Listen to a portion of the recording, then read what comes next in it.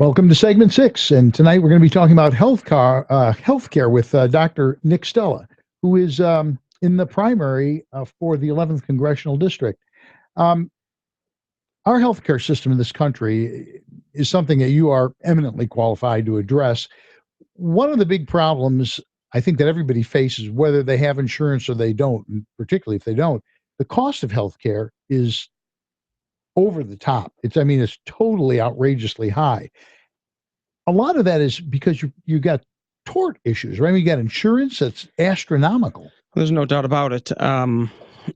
The costs of medical malpractice are definitely a cost driver in the overall cost of what you're paying when you go to the doctor, when you have a surgery, when you go to the hospital. I related to you that I was my oncologist gave me a medication, and it was $9,000 a month, of which I didn't fortunately have to pay. But I don't know. Is there any way a doctor can be sued for anything? There's some industries that they've managed to kind of shield the like manufacturers or whatever, as long as there's not gross negligence on their part. But as a doctor, you can be sued for basically anything. Basically true. Basically true. It basically depends upon a person finding a lawyer who's willing to take their case.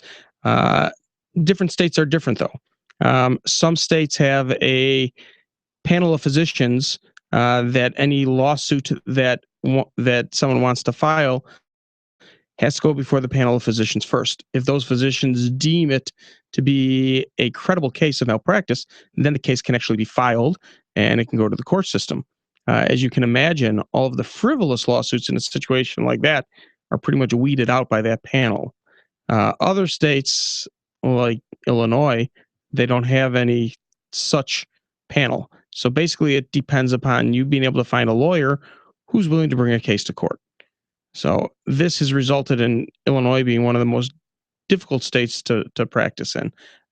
There's hospitals in Illinois that don't even have neurosurgeons on staff.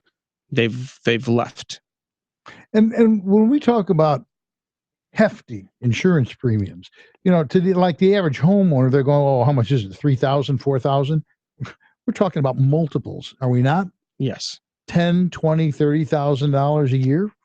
That would be quite nice in Illinois. Probably on the low side. Yeah, you're talking six figures in some situations. And I related to you the friends of mine who were they had a little practice. One was an OB-GYN, one was a GP up in northern Michigan, and with no suit against them, no claim against them at all. After about 4 years, 5 years, their insurance premium actually exceeded the gross of the previous year. Put them out of business. Yeah, it's unfortunate. We lose very good doctors in that manner. I trained with a woman who met her husband in their residency program up at the Mayo Clinic. She came down and did cardiology in the program that I was in. And her husband, once he finished his training at the Mayo Clinic in neurosurgery, came down to the Chicagoland area to begin practice. I think he was in practice for 2 or 3 years while she was finishing up her training in cardiology. As soon as she finished her training, they left the state of Illinois. They actually moved up to Wisconsin because he was a Mayo Clinic trained neurosurgeon. It's what he loved. It's what he wanted to do for a living. And practicing in Illinois as a neurosurgeon, his malpractice was so high that there were surgeries that he was not able to do, not because he wasn't qualified to do those surgeries, but from a malpractice standpoint, he wasn't able to do those surgeries. So the solution to that was they left Illinois. Basically, in that instance, what you have are corporations making healthcare decisions for an individual. De facto. The American public probably doesn't know that, but doctors in many instances aren't really able to practice medicine anymore. It is corporations, insurance companies, and in some cases, the law firms prohibit us being able to practice. But when you talk about corporations practicing medicine, yeah, that's definitely true. Doctors are limited by the insurance industry as well as by the legal industry. I find it's a rare doctor that will even take the chance of going against whatever medical association they belong to, whatever their specialty is, to meet your specific needs. Because if they don't follow that recommendation from that association to the letter, that opens them up for malpractice. You know, I mean, I've had that situation with my doctor where she's like, well, you don't really need this test every year. We can do every 3 years. But, you know, she's taking a risk, you know, if she does that. Yes. Well, that's one of the problems that we've had in the healthcare field. There is a small group of academic physicians and a large group of private practice physicians around the country. And sometimes many of the governing, I don't want to say governing bodies, sometimes some of our associations decide it's a good idea to publish guidelines to help physicians kind of stay abreast of what's going on. The problem is that those guidelines are then used by the legal industry to say, well, doctor, this guideline said, and you're a member of this society, and you didn't follow this guideline. It basically becomes SOP. Exactly. And those are people that don't even deal with actual people on a daily basis. Yes, in some instances. And then the other big problem is the insurance industry. A perfect example is what I do for a living as a cardiologist. One of the very common tests that I may order is a stress test on someone. Sure. Unfortunately, the truth of the matter is, in many situations, I'm not allowed to order a stress test. You might say, well, Why not? Why not? Exactly. Thank you. You're welcome. And it didn't require a cue card. That's great. Yeah. Happy to perfect. oblige. Happy to oblige. I can see a person and I can decide that this is the test that they need. They need to have a stress test. However, every test has to be paid for. So when I decide to order a stress test, the insurance company has to approve that they will pay for the stress test. When I started in practice, basically I would order a stress test, the insurance company would approve it, it would get done, and the patient would come back to see me, and we talk about the results. Nowadays, a week doesn't go by when I personally do not have to get on the telephone to talk to someone at an insurance company to justify why I think the patient needs the stress test. So if I can't convince the person on the other end of the phone that this patient needs a stress test, they deny it. And then in spite of the fact that I believe they need a stress test, their options are don't have a stress test or pay for it out of pocket. Which is astronomical. Most people are not willing to pay out of pocket. Testing is a couple $1,000s. And they say, well, if my insurance company won't pay for it, I'll go without. And there is this other thing that people go, well, if the insurance company doesn't think I need it, do I really need it? They don't get it's about money. And they don't get that the person that you talk to who's on the other end of the phone is probably not a doctor. Well, they're probably not your equal. That's the way the insurance companies like to play this. Is usually these are what they term peer-to-peer interviews, that I will speak to a doctor when I call the insurance company. But I've yet to speak to a cardiologist when I call. Sure. I've spoken to radiologists, pediatricians, oncologists. I'm sure that they know their field very well, but they don't quite know cardiology as well as I do. Yeah. Right. So the big question is, what would you do if you go off to Congress? I mean, what could be done for that? Well, there are a lot of changes that need to be made to our healthcare system. What I think we need to do is to approach it in an intelligent manner.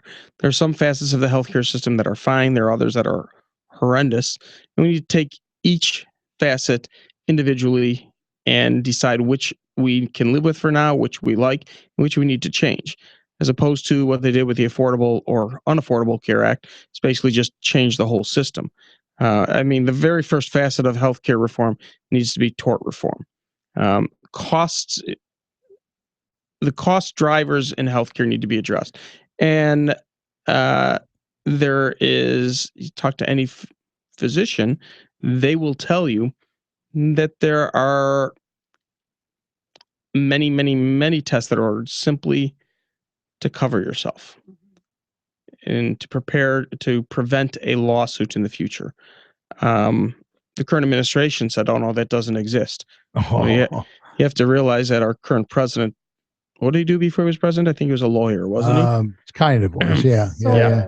As an expert witness, I will tell you that the first thing we go after is what you should have done. If it was available to you, then we're going to say, well, why didn't you do it? In hindsight, it's always easier to say that. Of course. It's a gotcha, no matter how you look Of course. at it. You brought up something interesting before we started the show, and our system is a tiered healthcare system. There's different players get different benefits. True. The public typically doesn't realize this. I look at it as a 3-tiered system. Now, the top tier is those with private payer insurance, Medicare with supplements, and that's basically the best tier. Most testing is done in an efficient manner, an expeditious manner. The quality of the care is typically the best. The second tier of healthcare is what I fear may be the future of healthcare in the United States, which is government-run healthcare. Harry Reid came right out and said the Affordable Care Act was the first step towards single-payer healthcare, which is a moniker for government-run healthcare. And they couldn't even get the website to work. How much money was that spent on that again? For $100 and a case of Doritos, they'd have gotten a 12-year-old kid who'd have done it overnight. Yeah, I think it cost a little more than that, didn't it? Yeah, it sure did. Yeah. Government-run healthcare we have in this country. Ask any veteran that you know who's been in the Veterans Administration system. I worked in that system during my training. I know the system well, and everything that's come out nowadays that's hit the media recently. That's not a surprise to those of us who worked in that system. It's not to say that all veterans' healthcare is horrible. There are some very, very, very good doctors in the Veterans Administration. There's some doctors who aren't so good. There are some employees in the Veterans Administration who really care about veterans. Unfortunately, there are those who are there because it's a government job. But that is what government-run healthcare will look like. That's what I fear we're heading towards. The third tier of healthcare in the United States is Medicaid. And this administration has pushed, I think it's over 16 million people into the Medicaid system. Medicaid really is a third-tier system that provides inferior care to people. 50% of specialists, 30% of primary care doctors don't even accept Medicaid. So if you are given Medicaid, you can't go to any doctor you want. Your options are severely limited. There's also data out there that shows if you take two people with the exact same disease process, one with private payer healthcare and one with Medicaid, the person with Medicaid does worse. They have worse outcomes. They'll live. They will die sooner than the person with a private payer health insurer. And yet, this administration, wanting to help the poor, has given them this third-tier system. And when they talked about this initially, Obamacare, they were talking about people who didn't have insurance. And I have always said we're too wealthy a country for anybody to not get help if they need help.